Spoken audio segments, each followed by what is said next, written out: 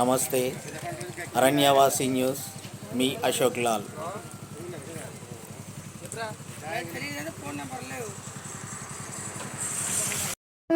వీళ్ళు ఎక్స్ట్రా రేట్కి మద్యం అమ్ముతున్నారని చెప్పేసి పీపుల్స్ బాధపడుతున్నారు, ప్రజలు ఇబ్బంది పడుతున్నారు. దానికోసం గొడవ అవుతుంది, అది కోసం గొడవ అవుతుంది. కానీ మీరు చెప్పే సమాధానం ఏంటి? ఎంఆర్పీ రేట్ కాకుండా ఎక్స్ట్రా అమ్ముతున్నారు అని అంటున్నారు. ఏంటి దానికి సమాధానం చెప్పండి. వాళ్ళు అమ్ముతున్నారని చెప్పేసి వీళ్ళు అంటున్నారు కదా, ఎవరు అంటున్నారు? ఏంటి అదే మాట్లాడండి.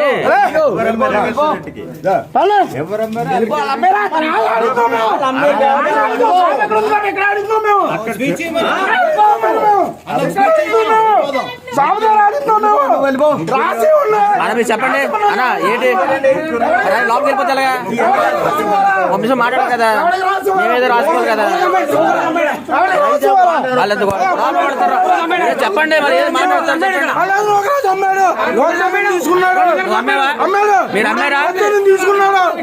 మీరు అమ్మారా? అది వాస్తవా కాదా? మీరు వాస్తవా? మీరు అమ్మారా? ఎంతకు అమ్మారు? ఎందుకు అమ్మారు? అలాగా 20 రూపాయలు అమ్మారా లేదా? అమ్మారా? 20 రూపాయలకి అమ్మారా? బాటిల్ మీద 20 రూపాయలు అమ్మారా? రావాలి అలా వెళ్ళిపోకూడదు. రావాలి బ్రదరు, తీయండి.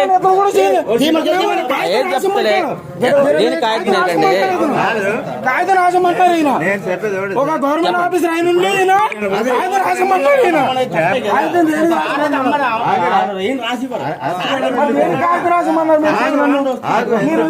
కాగితం రాసమంటారు. అన్న మీరు రావాలి, బయటకి వచ్చి ఒక సమాన్ చెప్పేస్తే మేము వెళ్ళిపోతాం. అదేం కాదు కదా. ఎందుకు 20 రూపాయలకి ఎక్స్ట్రా అమ్మారు? నిన్న 3 రోజులు పెట్టి అమ్ముతున్నారు.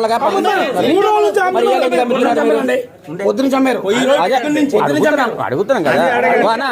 రండి చెప్పండి, ఏంటి సమాధానం చెప్పండి.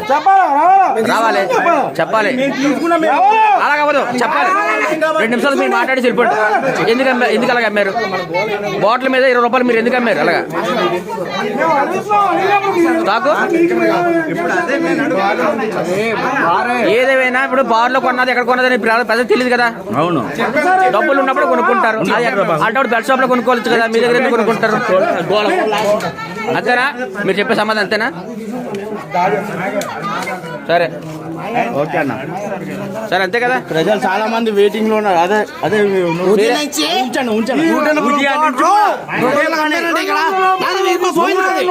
180 రూపాయల కోటరు ఎంసీ ఉంది, 180 రూపాయల కోట ఐబీ ఉంది. అవి కూడా 200 చొప్పున అమ్మేయడం జరిగింది.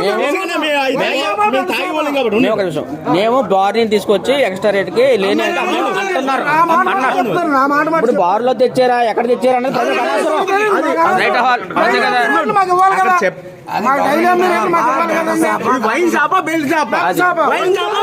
ఎందుకు దాక్కుంటున్నారు మీరు?